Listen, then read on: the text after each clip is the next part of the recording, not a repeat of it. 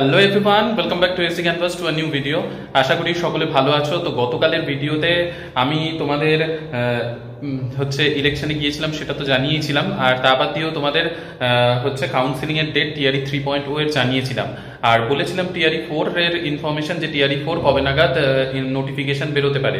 তো অনেকেই প্রশ্ন করেছে, দাদা ডিলে হবে শুনছি বিভিন্ন জায়গায়, তো ডিলে হলে কতটা ডিলে হতে পারে। দেখো, আমি তোমাদের প্রথম থেকেই বলে যাচ্ছি যে একটু তো ডিলে হবেই। তার কারণ টিআরই 3.0 সেটার পুরো প্রসেস এখনো পর্যন্ত কমপ্লিট হয়নি। পিজিটির রোস্টার এখনো পর্যন্ত যায়নি, টিজিটির রোস্টার গিয়েছে। তো টিজিটি পিজিটি দুটোর রেজাল্ট বেরোবে, তারপরেই মানে ডিস্ট্রিক্ট অ্যালোকেশন। আর সব থেকে বড় কথা হচ্ছে, ডিস্ট্রিক্ট অ্যালোকেশন নিয়ে সব থেকে বড় আপডেট যেটা আসছে, সেই আপডেটটা হচ্ছে যেটা শিক্ষা দপ্তরের কাছে ডিস্ট্রিক্ট অ্যালোকেশনের ভারটা চলে গিয়েছিল, সেটা আবার বিপিএসসি কে দিয়ে দেওয়া হয়েছে। কিন্তু ব্যাপার হচ্ছে টিআরই 4.0 যেটা হবে, সেই টিআরই 4.0 তে ডিস্ট্রিক্ট অ্যালোকেশন কিন্তু শিক্ষা দপ্তরের কাছেই থাকবে। কারণ তখন এই নতুন যে ট্রান্সফার পলিসি, যেটাকে একবার ইন্ট্রোডিউস করা হয়েছিল, তারপর সেটাতে বিবাদ হওয়ার জন্য সেটাকে আবার চেঞ্জ করা হয়েছে, সেটাকে চেঞ্জ করে আবার ইমপ্লিমেন্ট করা হবে।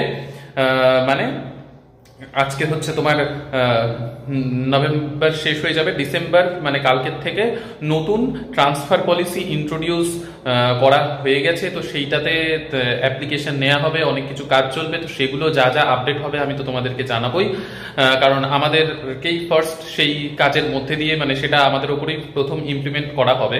আর টিআরই 4.0 তে গিয়ে তোমাদেরও সেই প্রসেসের মধ্যে দিয়েই যেতে হবে।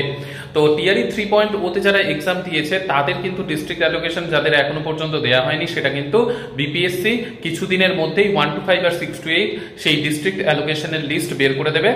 এবার কালকেই একজন আমাকে ফোন করেছিল, আমাকে জিজ্ঞাসা করলো, দাদা আমি ফার্স্ট চয়েস কিষানগঞ্জ দিয়েছি, কিন্তু আমার এখন টেনশন হচ্ছে কিষানগঞ্জে সিট কম, তাহলে আমার কি হতে পারে, অন্য জায়গায় কি ফেলে দেবে। তো দেখো, সব থেকে বেশি চান্স হচ্ছে ফার্স্ট অপশনই তোমাদেরকে দিয়ে দেওয়া হবে। আর হোপ ফর দ্য বেস্ট, দেখতে থাকো, ফার্স্ট অপশনই তোমরা পেয়ে যাবে। আর যদি না হয়, খুব যদি র্যাঙ্ক পেছনে থাকে, তাহলে সেকেন্ড অপশন, থার্ড অপশন, এরকম ভাবে চলে।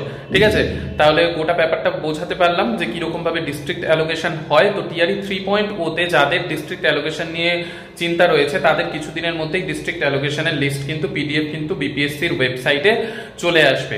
ঠিক আছে, আর টিআরই 4.0 নিয়ে ডিলে একটু হবে, কারণ এই পুরো প্রসেসটা কমপ্লিট হবে, তারপর সবকিছু যে কতগুলো ভ্যাকেন্সি কি ব্যাপার, তারপরে নোটিফিকেশন আসবে।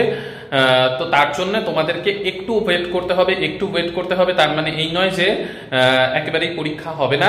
এবার আরেকটা স্টেটের কথা, যেটা অনেকেই আমাকে জিজ্ঞাসা করেছো, যে দাদা আগের স্টেটটা দিতে পারিনি, বা নতুন করে স্টেট কি হওয়ার সম্ভাবনা রয়েছে। তো দেখো, একটা কথা উঠেছে যে নতুন স্টেট নিয়ে তারপর এই বিপিএসসি এক্সামটা নেয়ার, কিন্তু সেটা এখনো পর্যন্ত মানে পুরোপুরি ফাইনাল হয়নি। তো সেটা ফাইনাল হবে কি হবে না, সেটা ডিসেম্বর পড়বে। আর ডিসেম্বরের একদম সেকেন্ড বা থার্ড উইকের দিকে পুরোপুরি বোঝা যাবে যে আরেকটা স্টেট হবে কিনা বিপিএসসি টিআরই 4.0 এর আগে।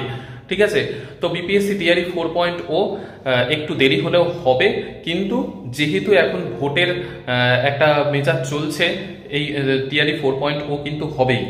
আর ডোমিসাইল নিয়ে তোমাদেরকে নিশ্চয়ই আর কিছু বলার দরকার নেই, কারণ তোমরা বুঝেই গেছো ডোমিসাইল কিন্তু কোনোভাবে লাগু হবে না। এবার নতুন একটা স্টেট যদি এর আগে নিতেও পারে, কিন্তু নিলে খুব তাড়াতাড়ি সেই নতুন স্টেটের রেজাল্ট কিন্তু চলে আসবে, মানে খুবই ফাস্ট স্টেটের রেজাল্ট চলে আসবে। তো এই ছিল পুরো আপডেট। আশা করি তোমাদেরকে বোঝাতে পারলাম। তো ভালো লাগলে অবশ্যই লাইক শেয়ার সাবস্ক্রাইব করো। নেক্সট ভিডিওতে আবার দেখা হবে। তো ঠিক আছে, ভালো থেকো, সুস্থ থেকো, আর সঙ্গে থেকো।